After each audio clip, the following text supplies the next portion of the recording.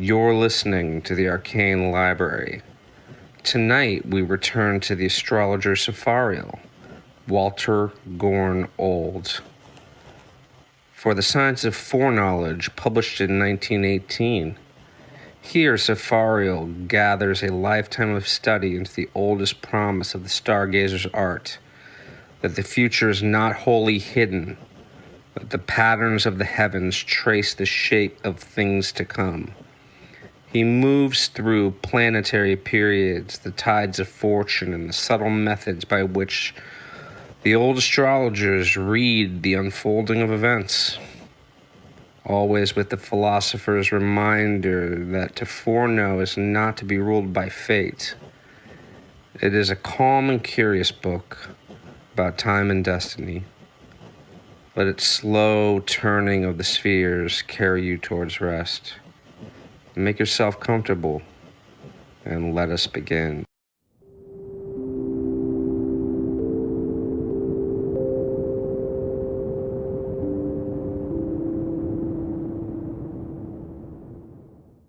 Two following pages are intended to bring some of the more recondite and controversial aspects of the science of foreknowledge into discussion, and further to supply a great deal of abstruse information not otherwise accessible to the student.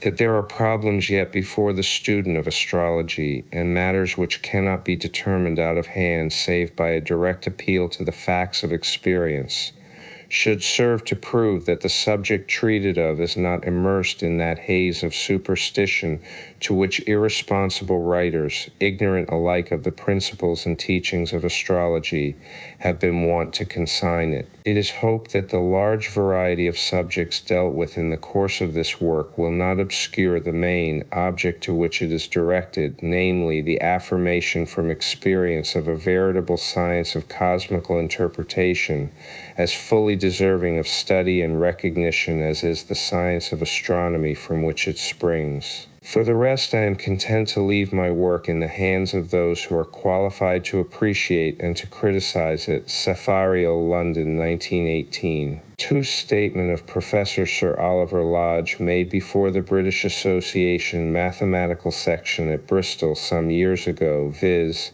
if once we grasp the idea that the past and future may be actually existing, we can recognize that they may have a controlling influence upon all present action, is one worthy of considering in its fullest significance. That the past exerts a controlling influence on all present action is so clear as to have been commonly received into our system of thought as a truism. It asserts the obvious, that the effect follows and is dependent upon its cause, but that the unrevealed future should have a controlling influence of a similar nature upon the thought, feeling, and volition of the moment is a novel and daring argument to voice in the presence of a scientific body. For what is it in essence but a statement of pre-established harmony, foreordination, and the inevitable, as controlling the present towards a definite and preconceived end by the process of an orderly unfoldment? It postulates man as the subject of a certain destiny, and human endeavor the fulfilling of fate. Not only is there the past exerted along the lines of racial evolution, national growth, and heredity, but also a very definite and constant pull in the direction to which that evolution is impelled by the divine will, as expressed in the operations of nature law. I, too, the science of foreknowledge. The position taken up by the great scientist is of immense significance to the student of astrology, inasmuch as it defines the scientific attitude in regard to the common ground of astrological doctrine and practice, which conceives the future of an individual or a race to be foreshadowed in the horoscopical conditions of its genesis, and therefore perpetually operative from the first moment of existence to the production of such predetermined ends. From the belief that the future exerts an influence on present action to the belief that the future, as actually existing with the past and present, may be capable of direct study and cognition, is a step already taken by every student of astrology, and one that is even essayed, though somewhat timidly, by more than one accredited exponent of scientific thought. The day will come, as surely as the rising of the sun, when the controlling influence of planetary action on human destiny will be recognized equally with the solidarity of the solar system or the attraction of gravitation. Sir Oliver Lodge is not alone in this conviction of the significance of an impinging futurity, as shown by the following contribution to the subject by the Rev. Maurice Davies, the well-known author of Orthodox London. It is in itself a refutation of the common prejudice against astrology in the minds of those who are wholly ignorant of its principles, its practice, its teachings, and its place in the scheme of educated thought. He writes, "Among all the various forms of occultation, surely this is the one to which that self-stultifying word supernatural is least applicable. If the sun and moon sway the tides, why should they leave man untouched? If the testimony of language be worth anything, Greek, Latin, and English bear evidence that the moonstruck owe their infirmity to the evil influence of our satellite. But it is not my present purpose to argue about theories or refer to other people's experiences. The Science of Foreknowledge 3. What I have to do is to give such passages of my own personal history as appear to establish the fact that the stars in their courses do affect our destinies, and that it is possible for gifted persons to read those destinies, not only as fulfilled in the past, but as lying stored up for us in the future. I shall be inartistic enough then to give an instance of this in my own experience, which is quite as remarkable as any of which I have ever read in tale or history. Of course, according to artistic rules, this episode ought to be reserved as a bonne bouche until the last, but I give it here at the outset, if only to guard against the supposition of being moonstruck myself. I can see no explanation of the facts, short of believing that astrology is just as much a fixed science as astronomy. Fortunately, I am able in this instance to give names in full, so that my narrative may be checked if necessary. The astrologer who figures in this case is Mr. T. L. Henley, a gentleman who has made it his mission in life to develop the cultivation of flax as a home industry, and who has taken out several patents for that fiber. But, like the Swedish seer Swedenborg, Mr. Henley combines with his practical and material pursuit a strong taste for occultism. He is, at the time I write, November 1896, living and working successfully so that he can witness if I lie. He had been dining with me one Sunday and went to sit under me in the evening at a parish church in the suburbs where I was Sunday evening lecturer. As we were walking to church, he said, "I have been looking over your horoscope, and I find there is a windfall coming to you in a month's time." I told him I was extremely glad to hear it, and naturally inquired whether he could inform me how this particular windfall was to come. Yes, he said, it would be occasioned by a death. I eased about, and said there was only one person in existence whose death would be likely to benefit me. Could he be alluding to the unexpected death of this old lady? Fourth, the Science of Foreknowledge. No, it was not a lady. It was a gentleman whose death would do me good. The death, he said, would be the result of an accident. And moreover, he added, it is a death which will be talked of from one end of England to the other. I quite failed to guess who my illustrious friend or relative could be, and concluded in my omniscience that he was talking at random. We changed the subject. I preached my sermon, and soon forgot all about the prognostication. A month from the date on which this prophecy had been uttered was Whit Sunday. I was still combining journalistic work with my clerical and scholastic duties, and just then I used to write 4 leaders each week for Mr. Edward Spender, who was editor of the National Press Agency in Shoe Lane, and also London editor and part proprietor of the Western Morning News. Every now and then Mr. Spender used to go to Plymouth for the purpose of auditing the accounts of his journal, and on those occasions I had to fill his chair at the National Press Agency. LLI, on the day succeeding the Whit Sunday, I went down to the office, as Mr. Spender was then absent on one of his expeditions to the west of England, when I found on my desk a telegram containing the following words. Mr. Spender and his 2 sons were drowned yesterday at Plymouth. Then I remembered the prophecy of a month back and felt how false the prediction was. Instead of being a windfall, this event had put a sudden stop to work which had been pleasant and, in my modest estimation, fairly remunerative. It was quite true that the death was talked of from one end of England to the other. It was, in journalistic language, startling. The father and two sons were bathing in Whitsun Bay when a tidal wave came and swept them off. The event is commemorated in a monument which stands on the shores of the bay, Science of Foreknowledge 5. But a windfall to me, how could that be? Well, it was so after all, for, quite contrary to my expectation, I succeeded to Mr. Spender's editorship and retained it for several years until I vacated it for another appointment. The prophecy, therefore, was correct in every detail, and, as I have said, it was given to me a full month before its fulfillment exactly as I have here reported it.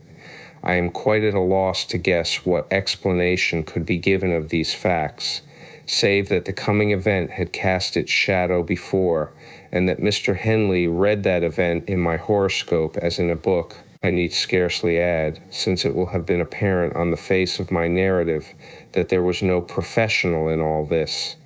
Not only did Mr. Henley give his prophecy without fee or reward, but he also added such instructions to my wife as to enable her to develop her gift, and I am thus fortunate in possessing a Sibylline oracle under my own roof. Surely the case I have cited might go some way towards answering the question as to the cut bono of occultism.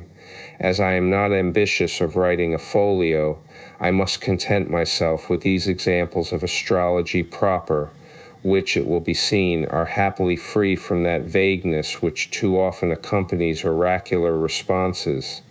In fact, I must in justice say that I have never met in this branch of the occult with anything analogous to the Io te Hesida, Romanos vincere posse of the historic oracle. The opinion of a well-known American scientist respecting the advantage to be derived from a scientific study of astrology should not be without weight with those who are able to concede to others a degree of discrimination and discernment equal to that which they claim for themselves. The sober verdict of a trained scientific mind must surely carry more weight than the argument from common sense, which is the science of foreknowledge, the chief weapon in the armory of uninformed prejudice. For certes, I am Alvinarian in feeling, and my heart is Marcian. Venus me gaff my lust, my lycosinesse, and Mars gaff me my sturdy hardinesse.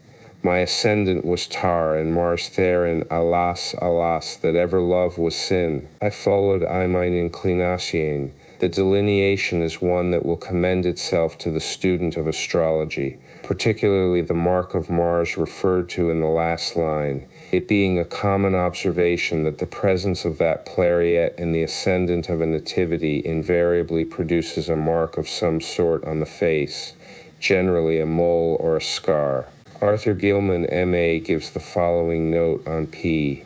CXC of the introduction to his edition of Chaucer. Mars being a wicked planet, it was inauspicious or threatening if on the ascendant or on the horoscope. The science of foreknowledge 1, which is the degree of the zodiac seen upon the eastern horizon at the time of an observation. Any astrologer would confirm this statement, and indeed, any student of astrology could not but remark the careful manner in which Mr. Gilman has represented the science. This may perhaps be regarded as selected evidence in favor of a rational system of scientific foreknowledge, but that it is most distinctly favorable must, I think, be admitted, and having regard to the nature of the testimony as well as to the source of it, we cannot very well escape the conclusion that astrology, the science of futurity, is at least deserving of impartial examination. Let us now turn to an argued survey of the foundations of this ancient science as presented by the late R.A. Proctor, the well-known astronomer and author.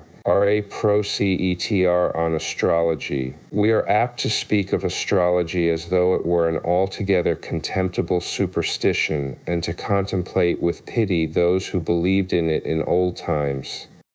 And yet, if we consider the matter aright, we must concede, I think, that of all the errors into which men have fallen in their desire to penetrate into futurity, astrology is the most respectable, one may even say the most reasonable. Indeed, all other methods of divination of which I ever heard are not worthy to be mentioned in company with astrology, which, delusion though it was, had yet a foundation in thoughts well worthy of consideration. The heavenly bodies do rule the fates of men and nations in the most unmistakable manner, seeing that without the controlling and beneficent influences of the chief among those orbs, the sun, every living creature on the hearth must perish. The ancients perceived that the moon has so potent an influence on our world that the waters of the ocean rise and fall in unison with her apparent circling motion around the earth. Seeing that two among the orbs which move upon the unchanging dome sphere are thus potent in terrestrial influences, was it not natural that the other moving bodies known to the ancients should be thought to possess also their special powers?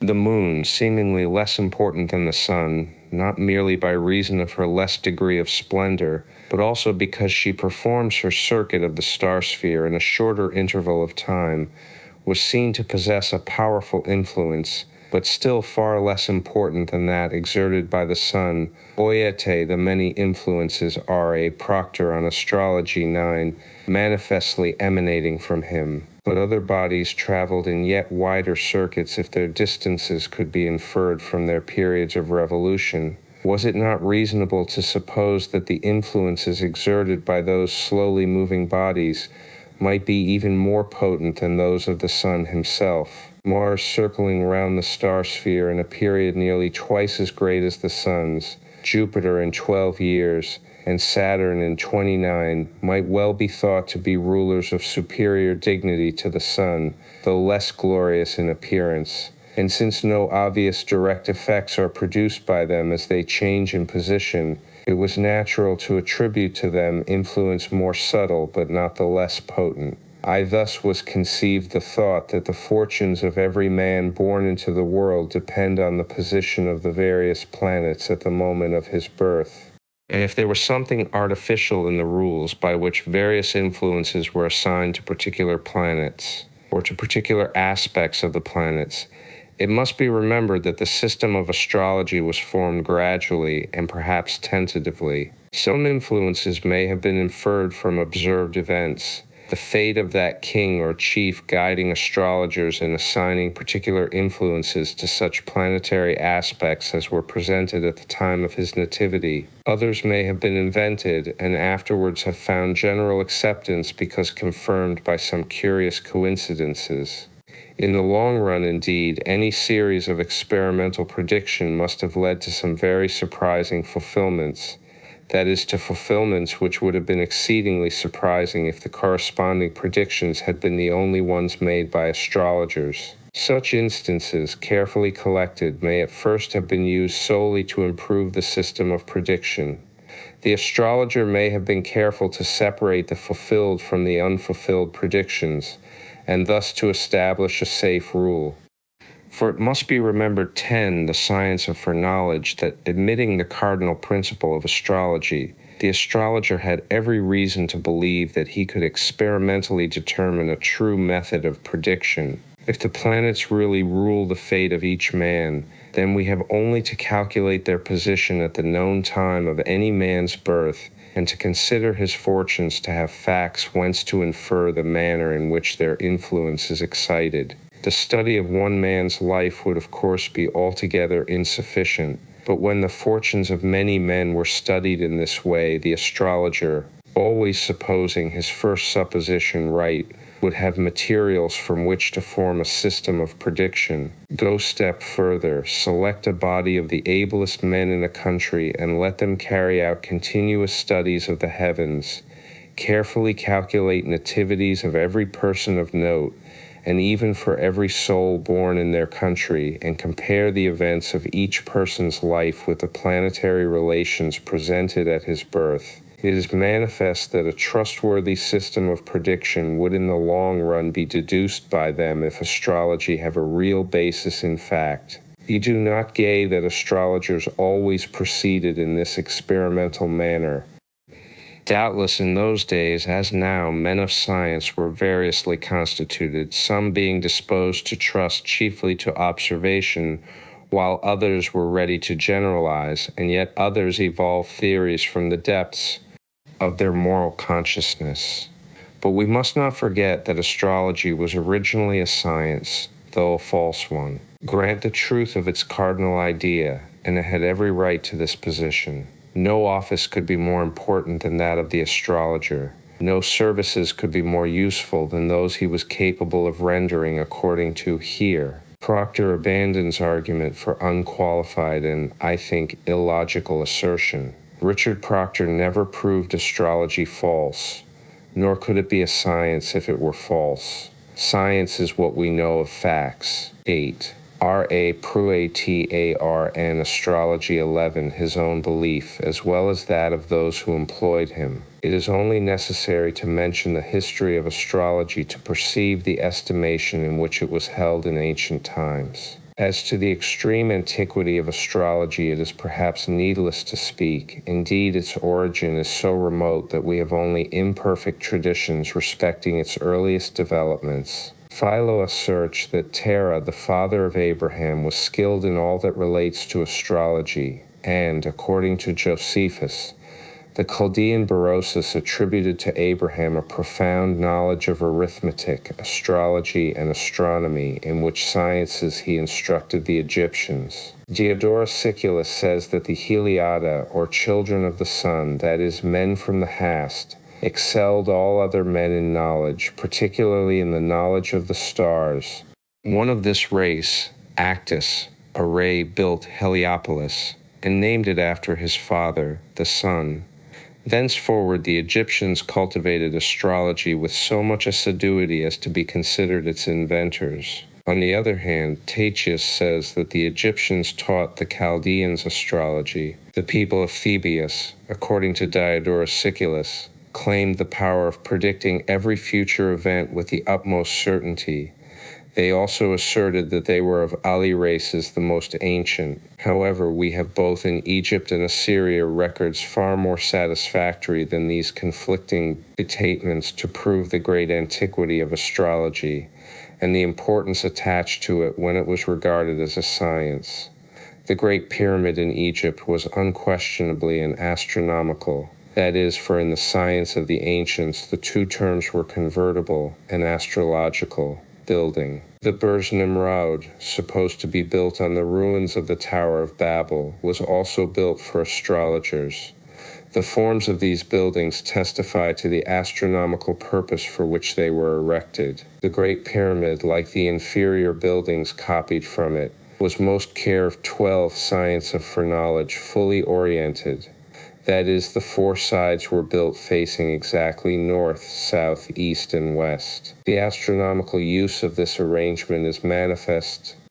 If we consider the manner in which the study of science for its own sake has always been viewed by Oriental nations, we must admit that these great buildings and these elaborate and costly arrangements for continual observation were not intended to advance the science of astronomy, only to hope that results of extreme value would be obtained by observing the heavenly bodies could have led the monarchs of Assyria and of older Egypt to make such lavish provision of money and labor for the erection and maintenance of astronomical observatories, so that, apart from the evidence we have of the astrological object of celestial observations in ancient times, we find in the very nature of the buildings erected for observing the stars the clearest proof that men in those times hoped to gain results of great value from such work.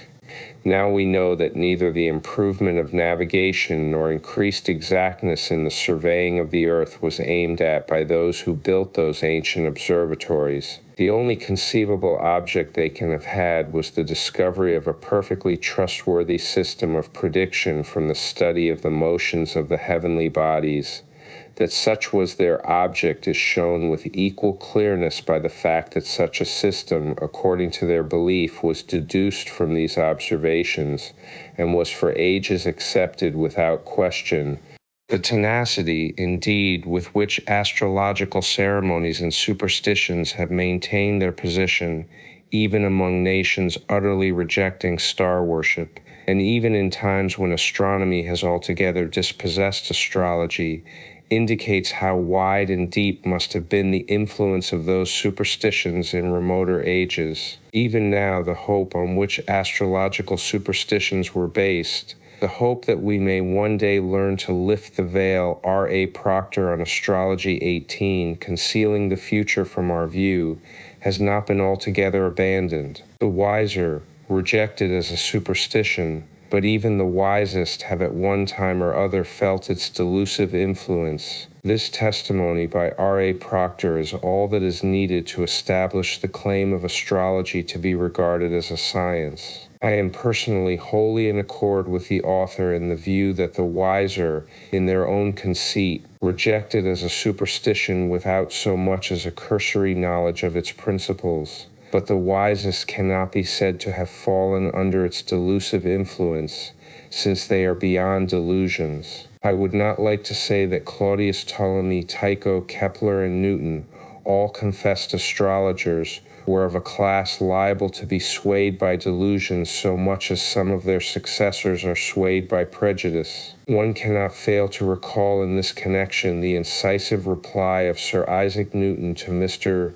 Halley of comet fame, when the latter presumed to reprove the great master for his belief in astrology. Newton turned his limpid blue eyes upon his censor and calmly said, "I have studied the subject, Mr. Halley, you have not." Nor must we forget that it was Kepler who formulated the mathematical principles of the constitution of the solar system, which were afterwards proved by Newton, who said, "A most unfailing experience of the course of mundane events in harmony with the changes occurring in the heavens has instructed and compelled my unwilling belief." These words of Kepler are not such as would be used by one who had fallen under an infatuation or delusion. They embody a sober conviction from experience altogether in keeping with the scientific reputation of this great genius, and it is a rank presumption on the part of uninformed critics of astrology to repudiate this dictum by ascribing the belief to delusion and superstition, or the remarkable predictions of astrologers to coincidence. A little thought would convince the average mind that many coincidences make a law. The ignorant speak of Laws 14, Science of Foreknowledge, as if they were compelling forces in the universe. They are, in fact, nothing but our mental perception of the correlated successiveness of events. Law is a mental concept, not a cosmic energy. It would also be seen that a single accredited prediction which was true as to time and nature of event would establish an a priori argument for the scientific value of astrology if it could be shown, as it certainly can, that the prediction was made from mathematical calculation of planetary configurations, and that the event predicted could not otherwise have been foretold. The position of the average intellect towards astrology was well defined by the late Professor Max Muller, editor of the Sacred Books of the East, from the Clarendon Press, Oxford, when he affirmed that some of our greatest intellects of the present day are capable astrologers. He was probably thinking of Lord Chief Justice Young, Dr. Richard Garnett, LL.D., curator of the British Museum, and author of The Soul in the Stars, and others. But few care to let their studies be known, so great is the ignorance which confounds a science requiring the highest education with that of the itinerant gypsy fortune-teller. Let us leave it at that and pass on to other evidence. I would, however, add in passing that Dr. Garnett for some years contributed to Coming Events, then under my editorial, a series of very learned and wholly scientific observations altogether confirmatory of the general experience of professed astrologers. His book, The Soul and the Stars, is a fine piece of analytical work based on Ptolemy's rules regarding mental development and character, Abnormalities, Insanity, A.T. Astrology in Shakespeare, Reapers of Shakespeare, seem to be unaware that the author was a Rosicrucian and, of course, a mystic, who necessarily had a profound knowledge of astrologic lore. Now and again he mentions Pythagoras, and more than once refers to the harmony of the spheres, either directly or under a veil. Readers of Cephariel's Manual of Astrology will be reminded, on coming to the planetary notes, p. 68, of the poet's reference to the gamut, in giving an example of the ill-understood and defective music characteristic of the scene as falling far short of the ideal music of the spheres. The play is The Taming of the Shrew, which is a mystery play. The only correct text is the folio of 1623, from which I quote, for able editors have done much to strip the text of mystic symbols. In Act 2, Scene 1, we have Lucentio, Hortensio, and Bianca discoursing on heavenly harmony, music, and philosophy. Lucentio is a personification of light from Lua, Lucis, light. Bianca, which means white, to signify purity, is called Minerva e.c. wisdom by Lucentio. These two, light and white wisdom, blend or are united in marriage at the end. Hortensio is the Mercury-Venus or Hermes-Aphrodite, a compound of sensual knowledge and love, and so is an hermaphrodite. In Act IL, Hortensio is described as a woman, as Hortensio, sister to Bianca, and when Petruchio and Grumio appear before Hortensio's door, Grumio cries, "Help, mistress, help!" Hortensio is a name derived from Hortensis, a gardener or cultivator, an apt description of Mercury-Venus. The fiddle or lute 16, Theae Science of Foreknowledge, on which the Mercury-Venus, or a compound of sensuous love and knowledge, discourses, is the sensual soul, and this hermaphrodite requests wisdom, or Bianca, to read its gamut, which the poet playfully writes gameth, to signify that it is only cognizant of sensual, not celestial or silent harmony. Thus Bianca, called Minerva in Act 1, reads as follows the hermaphrodite gamut. E gameth I am, the ground of all accord, R, to plead to Hortensio's passion. Be me, Bianca, take him for thy lord, O Faut, that loves with all affection. Ja el re, one cliff, two notes have I. Aila me, show pity, or I die. Call you this gameth? Toot, tea like it not. Old fashions please me best. I am not so nice to change true rules for odd inventions. It will be seen that on reducing this hermaphroditic gamuth, or gamut, to astrologic symbols, it only extends to the same number of notes as the five senses, and falls short of the mystic 7 by the omission of 2 notes, most essential to complete the harmony of perfect love. The 5 are, Venus takes the lead, and is to plead for the hermaphrodites. Bianca, or wisdom, is to be hermaphroditic too, in taking the hermaphrodite for its lord of divinity. Then it puts 2 notes into its hot affection, C, comor, the latter being the old Latin form, now put do, 2 sol re into the Saturnian clef DH, and of course 2 la mi to the credit of Mercury. There is no G and no and in this gamut, and wisdom knows that Diana and Mars are essential to the harmony of the spheres if love is to be joyous and fruitful. It foresees that it cannot be united or wedded or headed with light Lucentio if Diana and Mars are excluded from exerting their influences. Thus wisdom, as Bianca, astrology in Shakespeare 17, is dissatisfied with hermaphroditic music and says, "Old fashions please me best." To understand Shakespeare, it is necessary to know the celestial laws, not only as described by Ptolemy, but as discoursed upon by the mystics.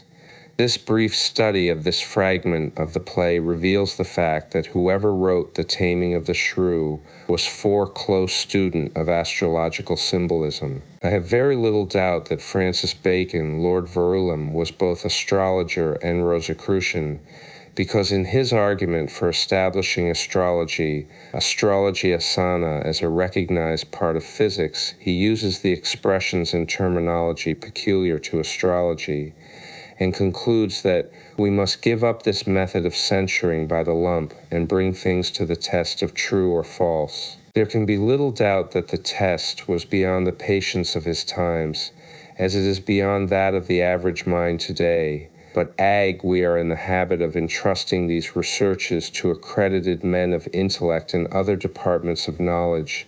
It is difficult to see what should prevent the public from accepting the conclusions from an exhaustive examination of this subject by those whose qualifications in other directions are beyond doubt. Why should we accept the astronomy of Tycho and Kepler and Newton, and not the astrology which they derive from it?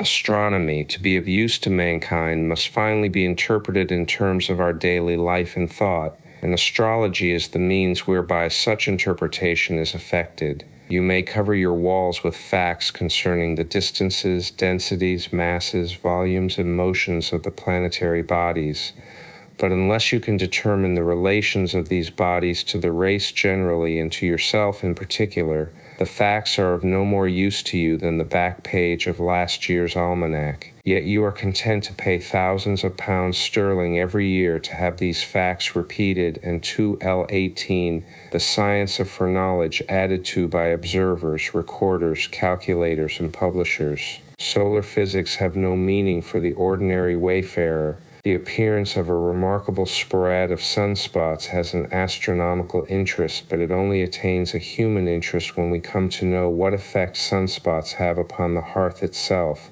and thus upon ourselves as denizens of the planet. As a people, we are too fond of and too reliant upon subsidized knowledge. We pay too much to have our thinking done for us. We prate a great deal about racial freedom and the liberty of the subject, but we remain by choice the slaves of the intellectually industrious. Consider for a moment what we take over on trust as fact in the upbuilding of our mental equipment. How many facts have we tested for ourselves? How much of our so-called knowledge is homegrown? If we want to know the truth about astrology, we must study it. Fortunately, the labors of many centuries are concreted in modern textbooks on the subject, so that the material for an impartial study of the subject is well in hand and accessible to the public at trivial cost. In an age of practical democracy, it behooves us to humanize our thought and to interpret the facts of astronomy in terms of our daily life and common need. Failure to do this on the part of astronomers is the reason there are more astrological almanacs and ephemerides sold to the public than copies of the nautical almanac from which they are constructed. The public are humanistic. There is a touch of pure humanism, for instance, in the following note, which appeared in the Illustrated London News under the title of A Scientific Superstition. Was a saying of some eminent person that there is no individual, however dull, from whom some information of a useful and interesting kind cannot be extracted. This strikes me as rather an optimistic view. However, I found it the other day corroborated. Astrology in Shakespeare 19. I was talking to a casual acquaintance not much interested in music, poetry, and the fine arts, and hazarded the remark that there had been a good deal of wind and rain in August. He looked at me with something very like contempt in his eye, and, indeed, well he might. Well, of course, he replied, there was a new moon on Saturday, the Soth of August.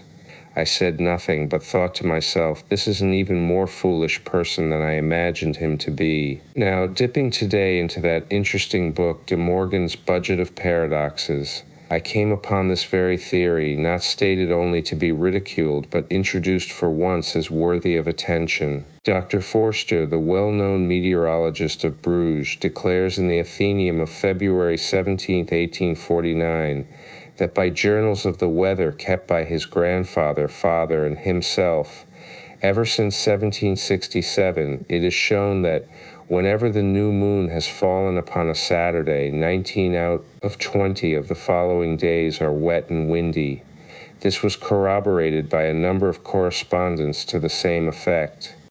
One of them, who gives his name, writes that he has constantly heard this statement among the farmers and peasantry in Scotland, Ireland, and the north of England, that he has heard it remarked upon in the course of a seafaring life by American, French, and Spanish seamen, and even by a Chinese pilot who was once doing duty on board his vessel. De Morgan, of course, looked out for the next time. The new moon fell upon a Saturday and found the fact to be to a great extent corroborated. There is no scientific reason to account for it, but at all events my friend was wiser than he looked, and much better informed than I was. While not pinning my faith to the casual acquaintance whose observation elicited a reference to De Morgan's paradoxes, I can thoroughly appreciate the obvious humanism displayed by the journal, which finds this sort of observation of interest to its readers. It is a tacit confession of the fact that popular interest 20, the science of foreknowledge, is directly related to popular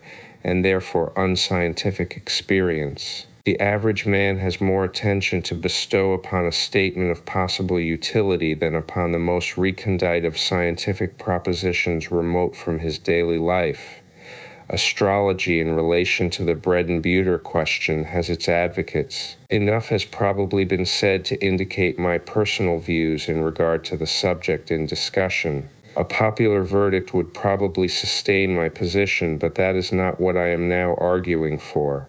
I am asking for this ancient science the same impartial study and test as has hitherto been accorded by men of science to other important subjects. If there be any fundamental truth in the concept of planetary influence in human life, it is for men of science to extricate this from the overgrowth of superstition by which it may be said to be encumbered, to develop its possible uses and application along purely scientific lines, and thus to confer a double service on mankind. Left to itself, astrology will continue to grow upon the popular imagination, to make a stronger appeal to the credulous, and to become itself a menace to the world at large. The civilization of popular knowledge is of paramount importance, and by this I mean its scientific, philosophical, and ethical rendering. And since neither persecution, nor legislation, nor ridicule has been effectual in suppressing the study of this ancient science, it remains only for science to take it in hand and so deal with it as to render it capable of an intelligible and utilitarian expression. It has already been sufficiently shown that if there be logical or scientific grounds for repudiating the doctrines of astrology, those who follow it are erring in good company. But if neither logic nor science can accommodate the fact of scientific prediction, then so much the worse for those who condemn it without a trial. To the extent that intellectual vanity finds it convenient to contemn the truth, by so much the truth held back against astrology and Shakespeare too the day when its incontestable force will assert itself, to the dismay of the egotist and the willfully blind. There are some who think themselves to know better than their master.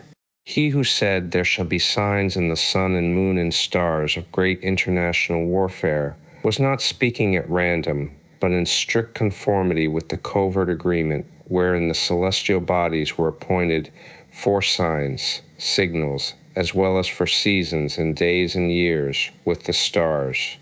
To some of my readers it may appear a puerile thing to cite a popular notion of wet weather being connected with lunations falling on a Saturday. It is not, however, so inconsequent as might at first be supposed.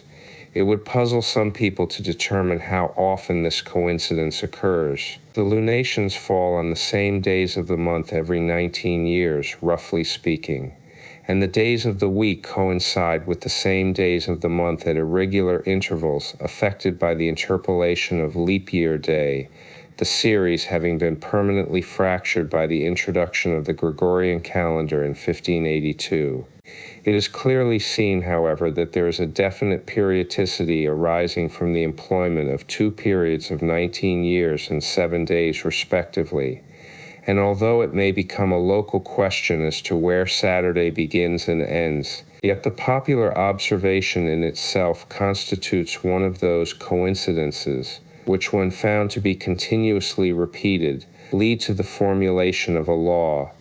The underlying causes are the legitimate inquiry of science, and for aught we know, science may yet subserve to a law of sequential electromagnetic variation coincident with the days of the week. At present, we can only advance astrological reasons why the days of the week are universally ordered as they are, and even these do not more than suggest why the first day was allotted to the sun. The great year, too, ancients have frequently mentioned a period of time in which, according to their views of celestial motions, all planetary bodies return to a conjunction in the same portion of the ecliptic. This they call the Annus Magnus, or Great Year. Manilius, who was a skillful astrologer and whose work on the influence of the signs of the zodiac has been translated into English, is said by Pliny to have maintained that this epoch, the commencement of the great year, was reached at noon on the day when the vernal equinox occurred among the stars of Aries. Cicero writes to the same effect, and Plutarch also, that the great year would terminate when the stir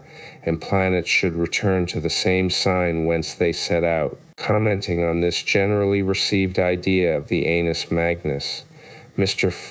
Samuel Stewart of Auckland, NZ, has addressed a most interesting letter to the Journal of the British Astronomical Association, in which he shows that the tables of Ptolemy were quite inadequate for any such retrospective calculation as that which seems to have been made by Manilius. It is true that the Almagest of Ptolemy, although the best work to which the 2nd and 3rd century writers had access, is faulty, but Plutarch, who wrote in the 1st century, could not have made his statement from knowledge of those tables.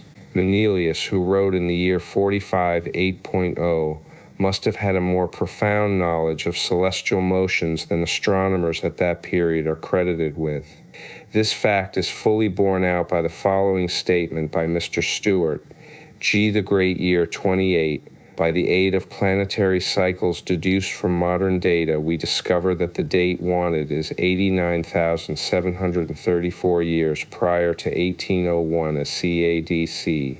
Then, if we set back the Julian date of 1801 by 100,000 years, it becomes 106,514, from which, taking 39,784, we have 66,780 as the year required. And on the day preceding the mean equinox, which was Friday, January 14th, Old Style, or Friday, March 28th, New Style, in that year, according to the astronomical elements of Leverrier, a calculation of the mean geocentric places of the sun and planets yields the following very curious results. Geo long, 80 in reference to the singular position of the planets. Mr. Stewart remarks, so far as the sun and the 5 planets can to the ancients are concerned, the result looks strange enough, but the inclusion of Neptune and Uranus seems extraordinary. In any case, the calculations appear to show that the celestial positions which Plutarch seems to describe actually took place, and within a reasonable period of the date to which, in round numbers, he approximates. But if so much be granted, it would militate strongly against all that we know as to the astronomy of the ancients, and how they came by the knowledge of such a position might be a very interesting question. The Hindus have a period of 4,820,000 years, which is the sum of the 4 yugas, or ages, and this number is said to be the least common multiple of the number of days required by the planetary motions to effect a return of all of them to the same sign of the zodiac. 24. The science of foreknowledge. The famous Narani cycle of 600 years multiplied by 12, the number of the signs of the zodiac, gives 7,200 years, and this period multiplied by 860, the number of degrees in the circle, yields 2,592,000 years, or 100 times the period anciently believed to be required for an entire precession of the equinoxes. This period of 25,920 years is held to be the period in which the sun performs one revolution in its orbit, and if the center around which it is moving is, as some astronomers believe, the star Alcyone, or one in the same direction, then the sun's mean radius vector is capable of being determined within certain limits. Thus, r digib 95,000 miles. Then, but so far as the great year is concerned, it is of importance to note that Manilius, the astrologer, the contemporary of Cicero, Caesar, Virgil, Horace, and other great lights of the Roman Empire, was justified in his statement that the period was marked by the return of the planets with the sun to the vernal equinox. Yet there are sober-minded people who, while admiring the genius of such men as Manilius, Kepler, and others, cannot see in the astrological beliefs of these masterminds anything but error and superstition. In connection with this period of 25,920 years, it has to be observed that it is directly related to the mean precession of the equinoxes, which is 50 per morn year, and thus the circle is exactly 25,920 times this amount. This gives for each of the 12 signs a period of 2,160 years. Here we have a suggestion of the natural correspondence of a day during which the heavens move through 1 degree and the ancient year cycle of 360 days. Thus we get a direct interpretation of Daniel's 70 weeks or 490 days as 490 years.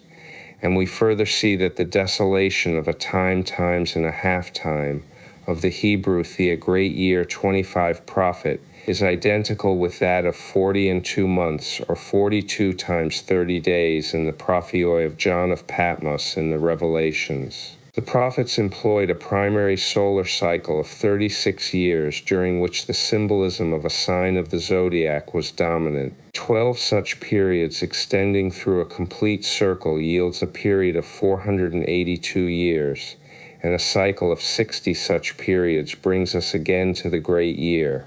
It should not escape attention that the sun has proper motion through space, and in all probability is answering to the gravitational pull of another great ion in the confines of space. A determination of the path of the sun among the stars has led to the belief that this center of attraction is in the direction of the star Alcyone in the Pleiades. However that may be, we have every reason to presume that the relative motion of the sun follows Kepler's law of elliptical orbits, and in such case the solar system has aphelion or perihelion and consequent variable acceleration, its motion at perihelion being greater than the mean and at the aphelion less than the mean. Then, as the sun is now passing through an R of more than 50 per year, it must be nearer to its perihelion than to its aphelion at present time if we are to accept Plato's measure of the great year as correct. Estimates of the cycle based on the present precession of the equinoxes necessarily give a period less than that of Plato. To this observation we may add the following original note, which goes to show that Plato's expression, God geometrizes, is not an empty phrase but a profound philosophical and scientific statement.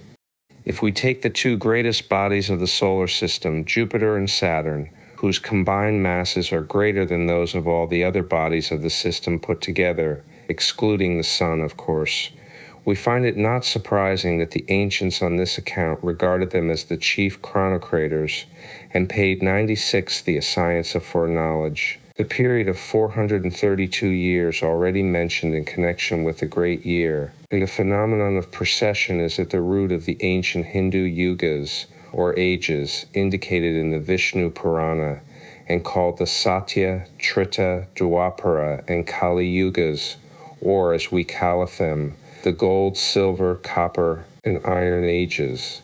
Their relative lengths follow a numerical series of 1,000, 12, 8, 4, 10, 60, that the entire kalpa or cycle is 4,820. Thus, 4,320, 4,320,000 kalpa. In close association with the precession of the equinoxes, we have the phenomenon of the variation, the great year, in the inclination of the hearth's axis, or obliquity of the ecliptic, and from a variety of observations of the meridian altitude of stars made at different periods in the same locality, it has been found that the mean diminution of the inclination is 50 per century,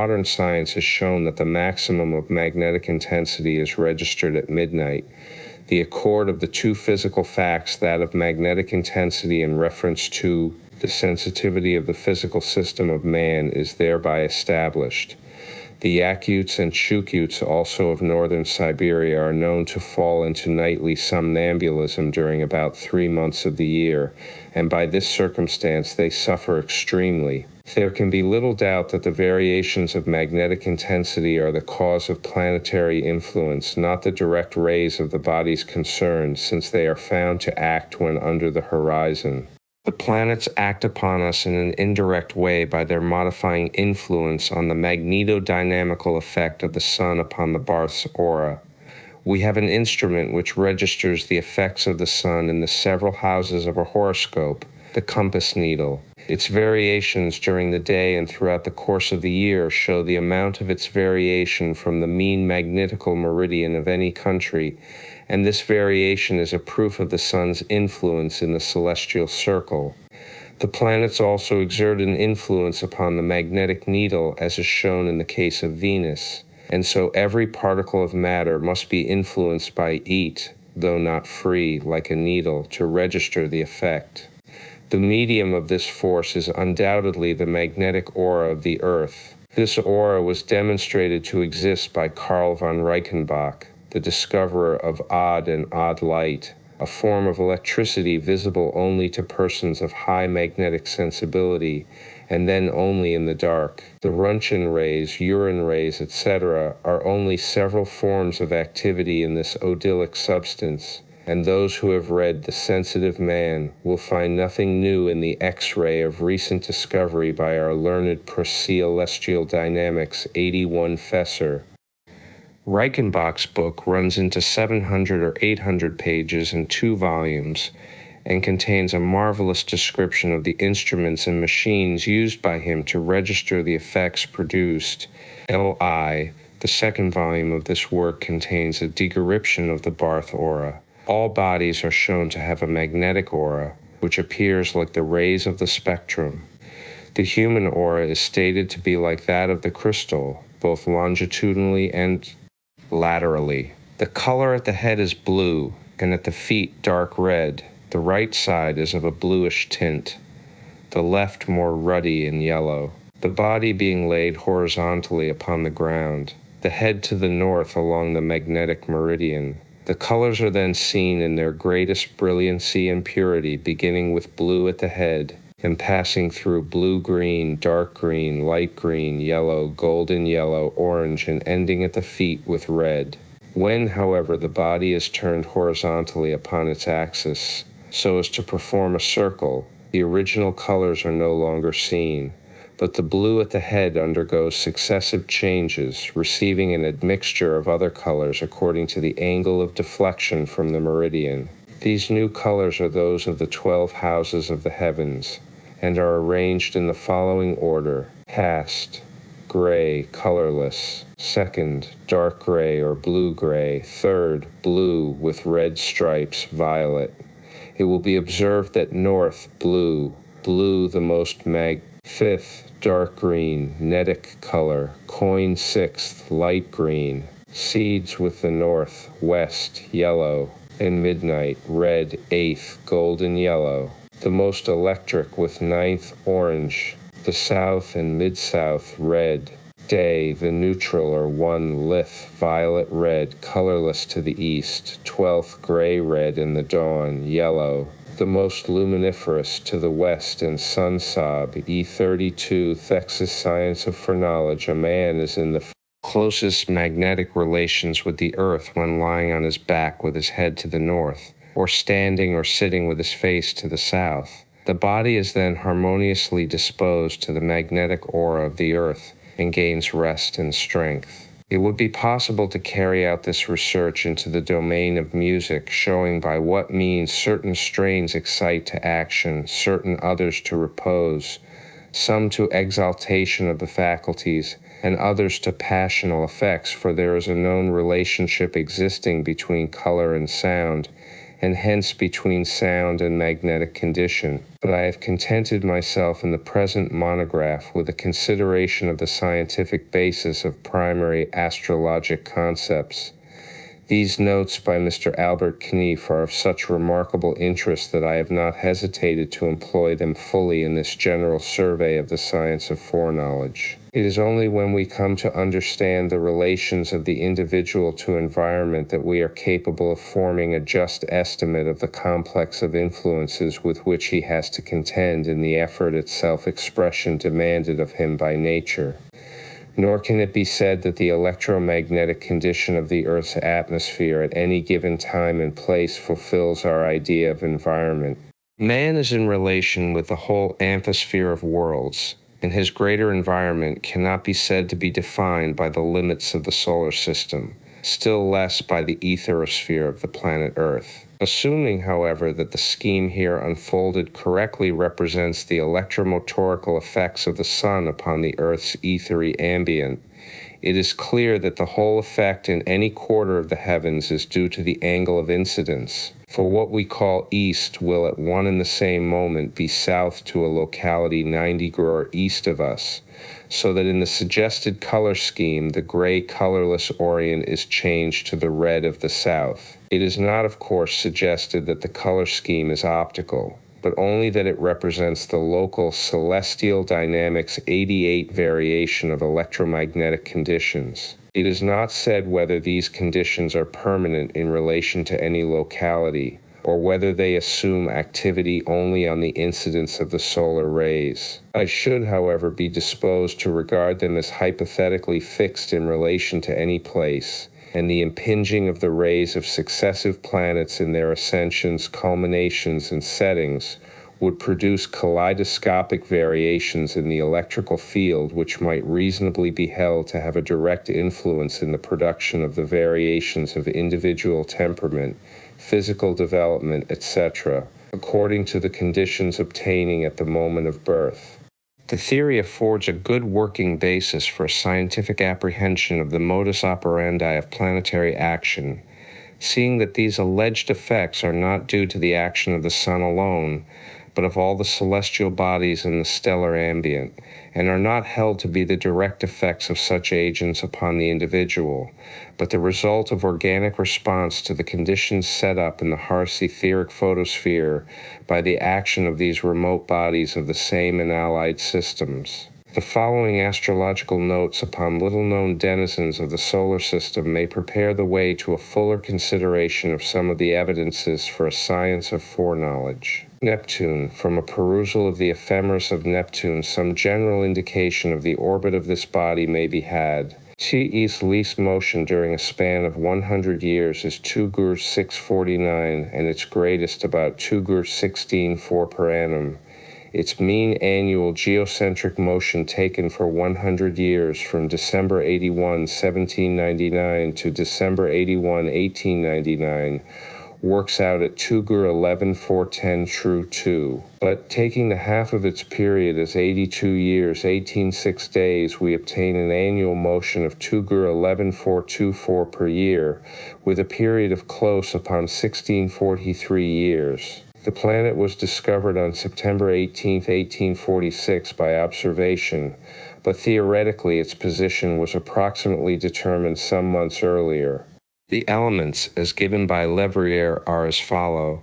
January 1, 1850. Neptune 85. From these elements, its longitude and latitude at any date can be calculated. A satellite, for which the name of Triton was suggested by M. Camille Flammarion in 1879, is known to exist. So much, then, for the astronomical relations of Neptune. We may now pass to a consideration of a mythology and astrology connected with this planet, which, although physically unknown to the ancients, appears to have been in many respects remarkably anticipated by them. In a note appearing in Coming Events, incidental mention is made to the probable affinity of Neptune with the sign Capricornus. This statement I propose to support by reference to ancient mythology. In the first place, it should be noted that Mr. H. 8 Green, in his valuable contribution to the Astrologer's Magazine on the dignities of the planets, has formulated a scheme by which the planets have each 2 dignities, a night and a day house, the exaltations of the several planets being uniformly in the dexter sextile of their respective might signs. Thus it was suggested that Y had exaltation in Ypres and each in M, Capricorn being dexter sextile to Pisces, the sign of Jupiter, and N Ypres, the dexter sextile of M, the sign of Mars. Mr.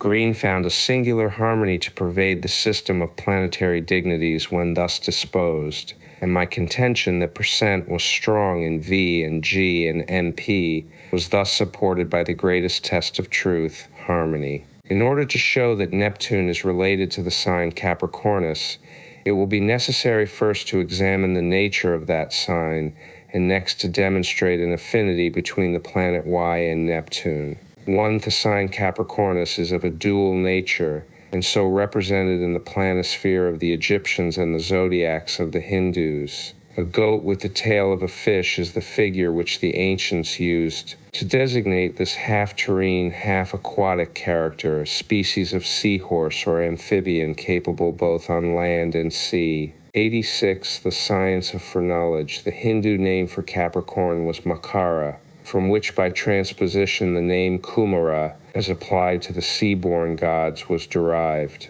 Now the sign Capricorn is ruled by Saturn, who was the father of both Jupiter and Neptune. Jupiter and Neptune were therefore brothers. Saturn, Kronos, Moloch, etc. had the peculiar trick of devouring his young, and time Kronos engulfs or devours all its products, at once the great producer and destroyer. When Ops gave birth to Neptune, Saturn devoured him.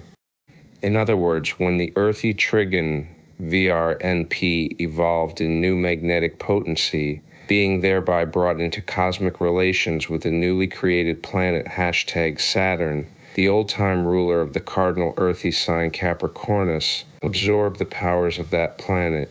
But Metis, one of the Oceanides remarkable for her sagacity, gave Saturn a potion which caused him to disgorge his devoured offspring. This Metis was the wife of Jupiter and is astrologically synonymous with Mercury in its female aspect. She was devoured by Jupiter in fear lest she should produce a greater than he. Subsequently, Jupiter's head being split open, Metis emerged as Minerva, armed from head to foot. This Minerva is undoubtedly associated with Mercury as the ruler of Virgo, for we find her disputing with Neptune, sign Pisces, concerning the naming of Athens. The gods decided that the one who should produce the best gift to mankind should have the prerogative. Neptune produced a horse, Sagittarius, while Minerva produced the olive. It is a beautiful idea that the goddess of war should produce the symbol of peace. But note, Minerva was the first who built a ship. She delighted in navigation and was the patroness of the Argonauts. She placed the prophetic tree of Dodona behind the ship Argo, a constellation in the sign W, and was known as Argoria because she presided over the markets. Indeed, a more versatile deity is not calm. Neptune, 87 prehended in the Greek pantheon than this prototype of the genius of Virgo. Mention of the name at once brings to mind the inviolability and absolute virginity of the goddess, a further evidence of her association with the sign Virgo and the planet Mercury. When Neptune was born, he was hidden away by his mother, who declared she had brought a colt into the world. So from the very outset, Neptune is associated with the sign 7, one of those attributed to Jupiter in practical astrology. Then, in the dispute cited above, he produced the horse as a gift to mankind. He was made ruler of the entire waters of the earth, and his dominion was only equaled by that of Jove, Jupiter. He is represented as sitting in a chariot made of a seashell drawn by seahorses or dolphins. And because he obtained the love of Amphitrite by assuming the form of a dolphin, he is said to have placed that constellation in the heavens. It is here that we come upon the track of the sign Capricornus in association with Neptune.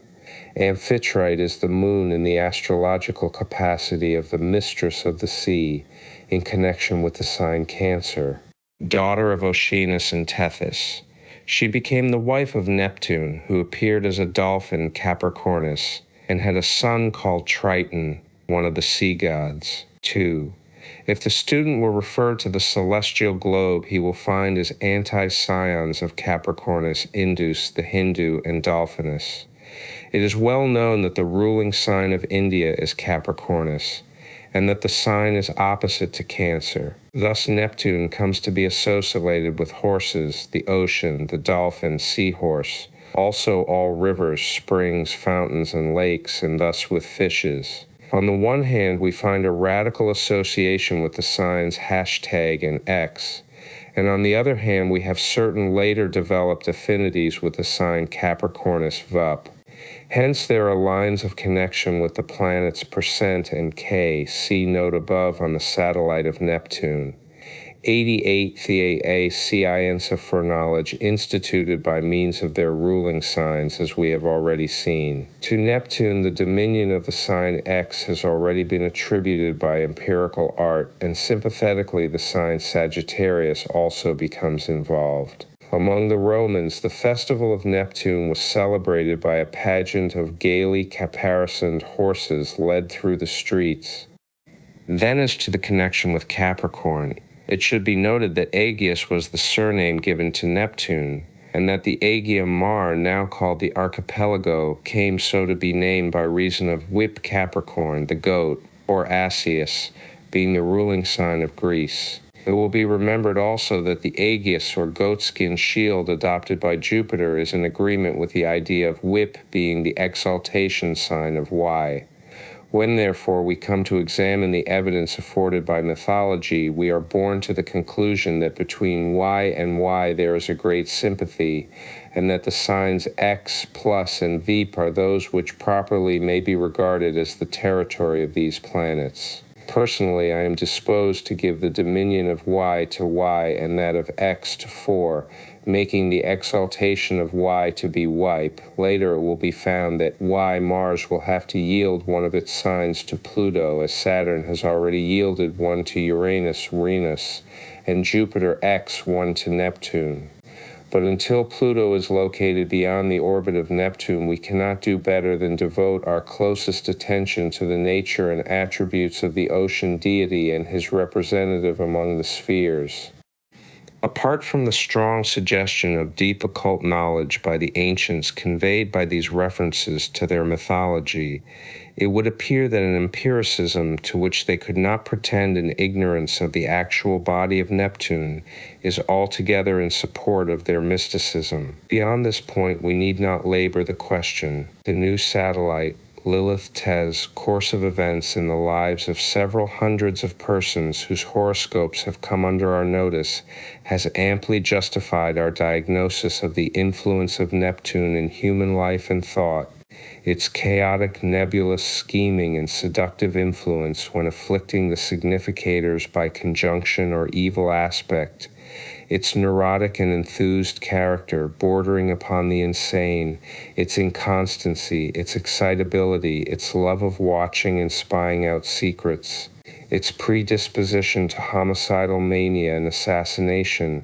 have found illustration in numerous and conspicuous instances, supplemented and confirmed by the experience of very many students. On the other hand, the ethereal, intuitive, and inspirational nature of Neptune, when in benefic aspect to the significators, or dominating the mind by its presence in the first, third, or ninth houses of the horoscope, has not escaped observation and comment. That Neptune is a malefic planet is well shown by the effects of its conjunction and parallel with the significators at birth, and by direction.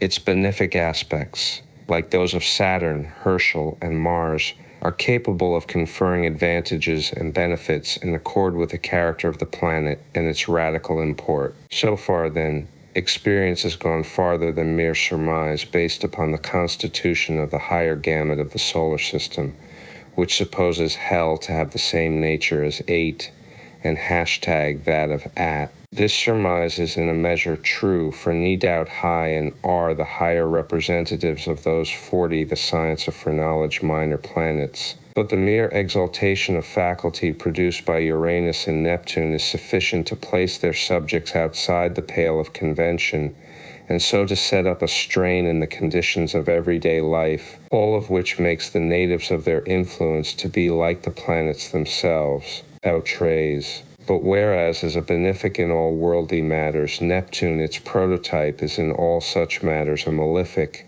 though in the higher regions of the mind its gifts are most manifest, and far more enduring than those of the fair goddess. But now we come to a yet more novel ground of research. Dr. Waltemath, as everyone now knows, has definitely located the orbit of the second first satellite of the Earth, whom we will here eel for convenience Lilith.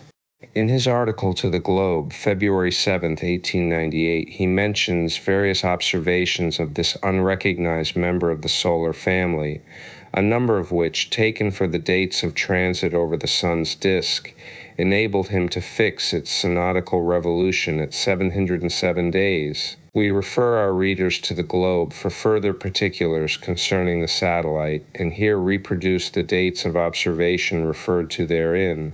Now, in order to establish the synodical revolution of Lilith, it should be found that the number of days from one solar conjunction to another is a multiple of 177. This is actually so. From June 6, 1761 to November 19, 1762 are 531 days, 177 x 38. From the latter date to May 8, 1764 are 581 days. From May 3, 1764 to June 11, 1855 are 3,276 days, 177, 1808, showing that after 1808 complete revolutions, its period is not affected by a single day. Now, as Waltemath points out, the new satellite, Lilith 41, 707 days, are 6 times the revolution of the moon, or, as we may observe, 1/2 the lunar year of 854 days in use among the Hebrews. From the synodical revolution of Lilith, we are able to deduce its mean diurnal motion in the zodiac, viz. 8 crans, and as this motion coincides with its actual position after 3 revolutions, and after 1808 revolutions to within 380 minutes of longitude, it must be very exact. We propose to use the symbol O to indicate the orb we have for astrological purposes, designated Lilith. TT is now necessary to show how its longitude in any horoscope may be approximately determined. 1. Take any one of the dates when O was D Kes, according to observation. These are 2. Count the number of days from the epoch to the date of birth, allowing 865 days for common years, and 1 day extra for each intervening leap year. 3. Divide the total number of days by 177, and the quotient will give the number of complete synodical revolutions, the remainder being the number of days expired since the last conjunction of Lilith and the Sun. If there be no remainder, the satellite is in conjunction with the Sun on the day of birth. 4. With the remainder, count that number of days from the date of epoch in the year of birth. This will bring you to the longitude of the AT and O at last conjunction. 5. Multiply the number of days from the day of last conjunction to the day of birth by 3, and add that number of degrees to the longitude of the last conjunction.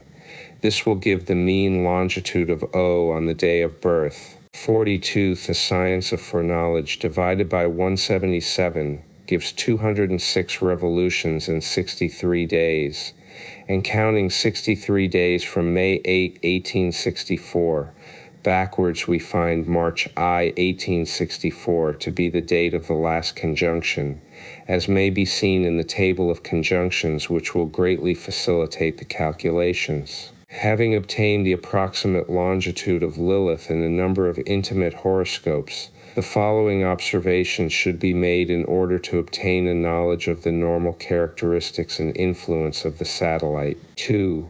Being thus uninfluenced, its normal effects on the affairs of the several houses may be known by its position alone. 3. To determine its influence on the mind, it should be found in conjunction with Mercury when it has no other affections than those conferred by the sign it is in, or O should be devoid of aspect, and in the 3rd or 9th house of the horoscope. 4. Its effects on the body may be found by reference to the ascendant, the presence of Kes in the 1st house and near the horizon, when void of aspect, would serve to show its physical peculiarities, if any. NB. It is essential that O should be found void of aspect, or in 6 with Kes, O Kes, when these latter significators are not otherwise affected. For obvious reasons, the OD, pounds, percent, and A aspects are of no use towards determining the normal value of Kes. since the O in pounds are always evil, the A in A good. The next line of research in regard to Lilith is that afforded by directions and transits, its approximate longitude can be brought to the midheaven ascendant or their aspects by meridian distance and semi-arc measures in a rough manner. But before this can be Thea Nu satellite, Lilith 43 done with any degree of accuracy, a complete ephemeris of the satellite must be forthcoming. Meanwhile, I have every reason to think the table of conjunctions will enable students to proceed. By secondary direction, the satellite, a significator of X, can be directed at the rate of 3 for every year of life, and can also receive the G and aspects of the planets in their secondary direction. The transit of planets over the radical place of O should also afford some indication of its particular function in human affairs. New moons falling on the degree held by Lilith at birth will afford yet further evidence in the required direction. It may facilitate the calculation of Lilith's longitude to observe that in 13 years it forms its conjunction with the Sun exactly 31 days later. The subjoined table of conjunctions, which I have calculated for a period of 52 years, will show the dates on which Lilith and the Sun are in the same geocentric longitude. It will be observed that a conjunction, as foretold by Dr. Waltemath, took place on February 3rd, 1898, and the next would take place at the end of July of that year. So far as our experience extends, and at present it is necessarily inconsiderable, the effect of O is to produce rapid changes and upsets, and from a few instances under observation it would appear that Lilith's influence is somewhat like the moon's, but not fortunate and more violent in its action. In this connection, it will be a matter of interest to know that an unrecognized scientist, Dr. Ziegler, an Alsatian, who was born in 1818, has noted the existence of an aeriform body in the orbit of the Earth whose period is taken as 121 days. This corresponds very closely to the satellite of Dr. Waltemath's discovery, the period of which is 119 days, its synodical period being 177 days. The satellite Lilith returns to the same longitude on the same day in 126 years. 44. The Science of Foreknowledge Table of Conjunctions of Lilith and the Sun. December 16, June 11, December 5, May 30, November 23, May 19, November 12, May 8, November 1, April 27, October 21, April 15, October 9, April 4, September 28, March 24, September 17, March 12, September 6, March 1, August 25, February 18, August 14, February 7, August 3, January 27, July 23, January 16, July 12, January 5, June 30, December 24, June 19, December 13, June 8, December 2, May 28, November 21, May 16, November 9, May 5, October 29, April 24, October 18. 3. Ele Tialad, Lida Ia EJ at Iwi, Taki at Iwi, Badialad, April 13, October 7, April 1, September 25, March 21, September 14, March 10, September 3, February 27, August 23, February 16, August 12, February 5, July 31, January 24, July 20, January 13, July 9, January 2, June 28, December 22, June 16, December 10, June 5, November 29, May 25, November 18, May 14, November 7, May 2, October 26, April 21, October 15, April 10, October 4, March 29, September 23, March 19, September 12, March 8, August 31, February 24, August 20, February 18,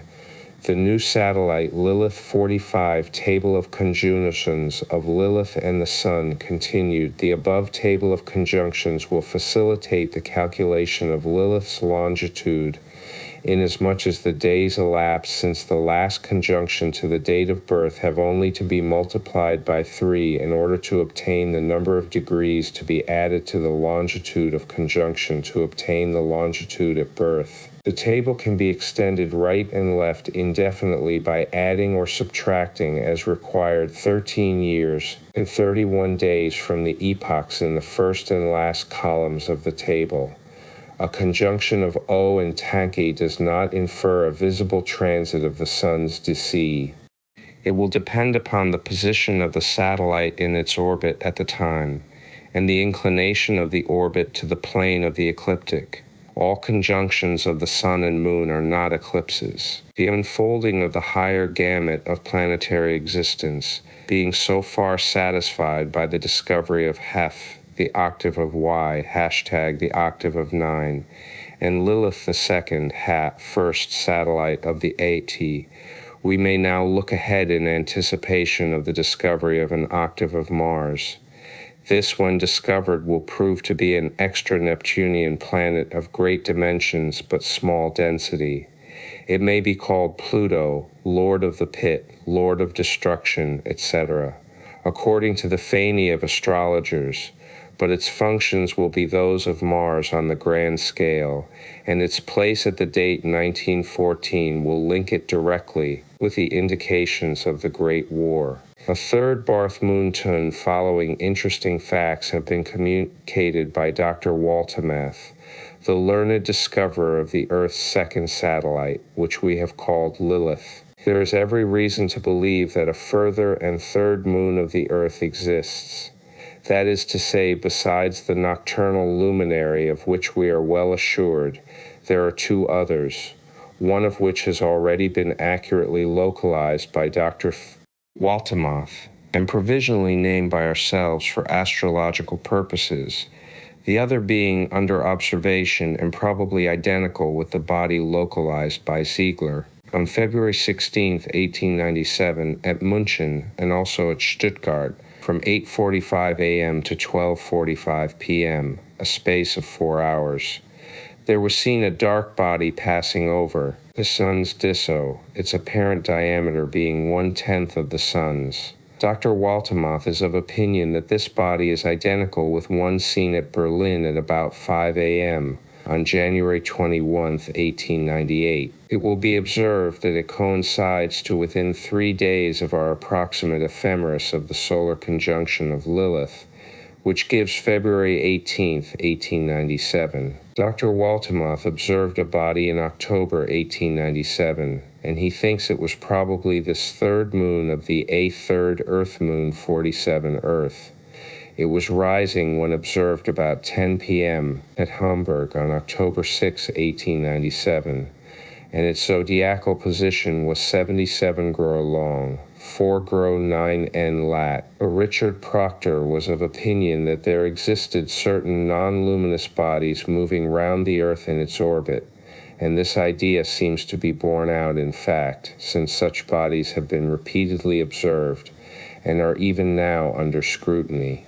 Esotericists seem to require the existence of such bodies in their concept of the hearth chain, bodies which may be regarded as the grandmothers and great-grandmothers of our globe, as the moon is its mother, the former habitations of the Karth's humanity. The idea is not preposterous when taken with the concept of reincarnation, since such non-luminous bodies still persevere in their old paths, and even the moon, although luminous, is little more in itself than an old and abandoned lime kiln. Am not yet in possession of sufficient facts regarding the third moon to give my readers any adequate notion of its movements in the zodiac, but if it be the body observed by Dr. Waltemath in 1897, it will have a synodical revolution of about 354 days, double that of Lilith, whose elements are already so well known that Dr. Waltemath was able to predict the date and position of its solar transit.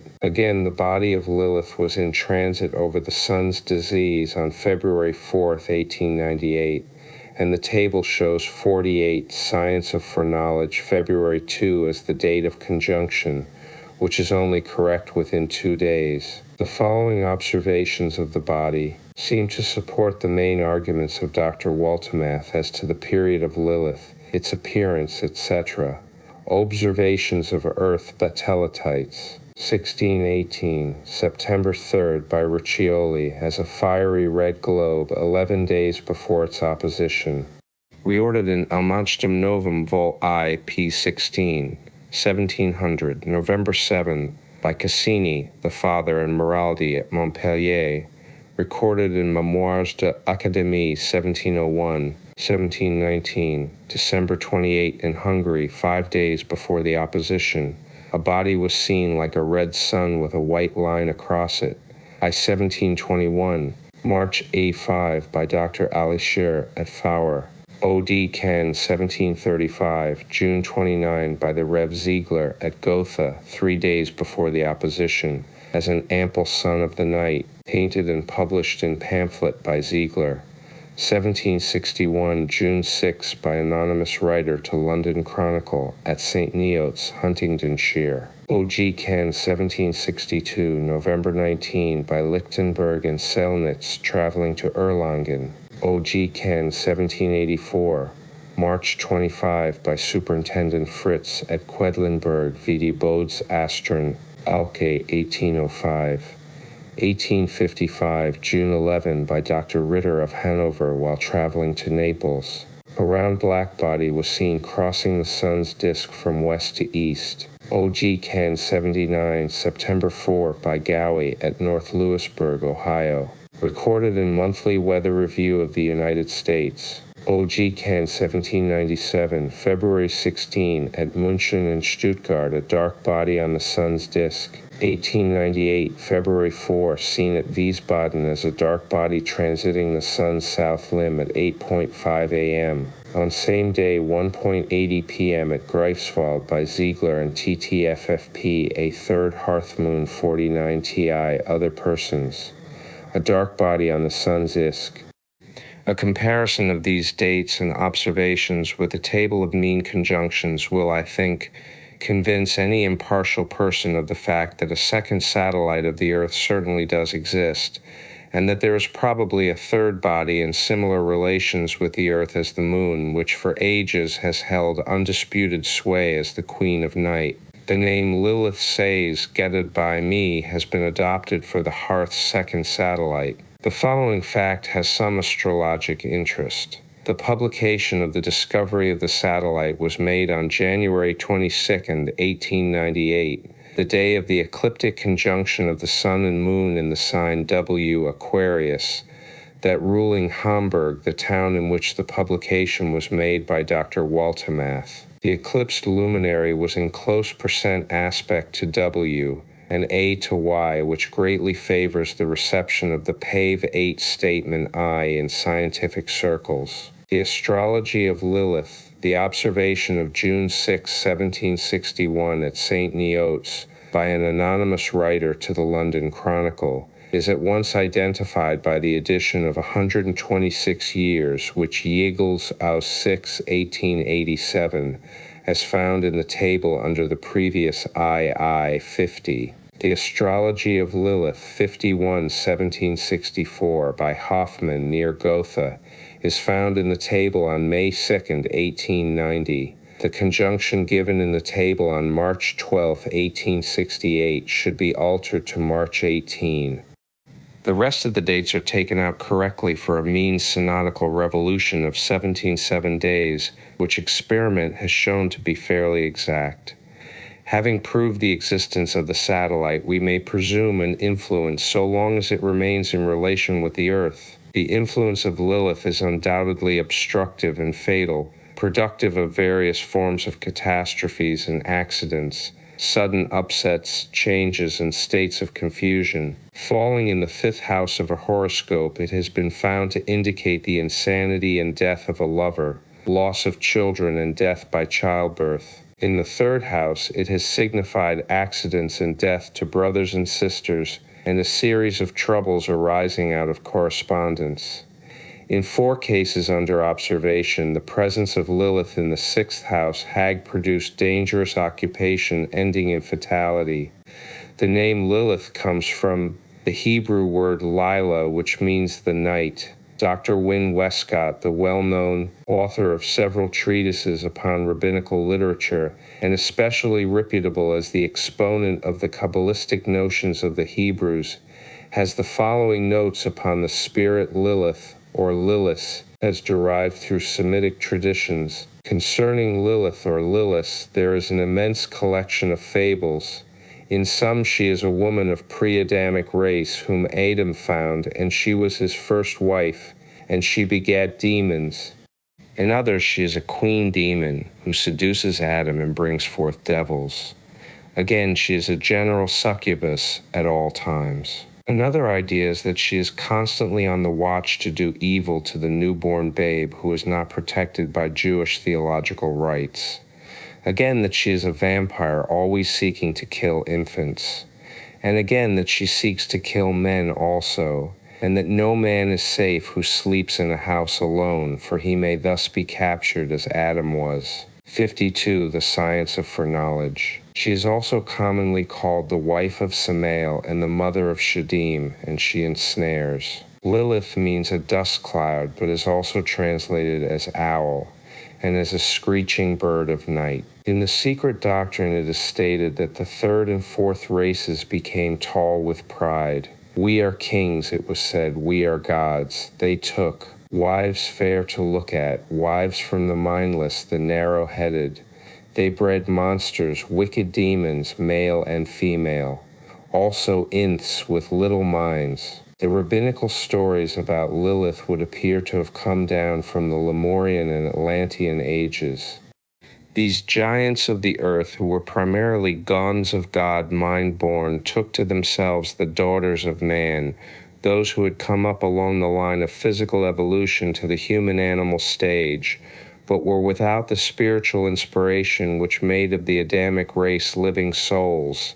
Hence they were called the mindless, though possessing natural intelligence derived from instinct, passion, and commerce with material things. They were of the pre-Adamic evolution, and their progeny from the sons of mind was of the nature of Lilith, Rakshasas, Dakini, ghouls, demons, of the kind commonly known as incubi and succubi. This note is of remarkable significance inasmuch as it confirms the astrological character of Dr. Walter Math's second Earth satellite, which for reasons I cannot here enter into, I at once christened Lilith. Suffice it to say that both in the east and west, the dark, seldom visible, and mysterious 8th sphere is traditionally known, but more to our purpose is the fact that a considerable research already made has revealed the influence of Lilith, the satellite, to be just that which the Hebrews ascribed to Lilith, the mother of devils. The name is derived from Lila, Hebrew, the night, and just as Adam was overcome by Lilith, so Samson was overcome by his Philistine wife Delilah, Dugalshali Ophirmor Dordo Iptava. Of Lilith 58, those who understand that a myth is a veil will not be content to scan the literal tradition, but will further seek to know and understand what truth lies behind the veil.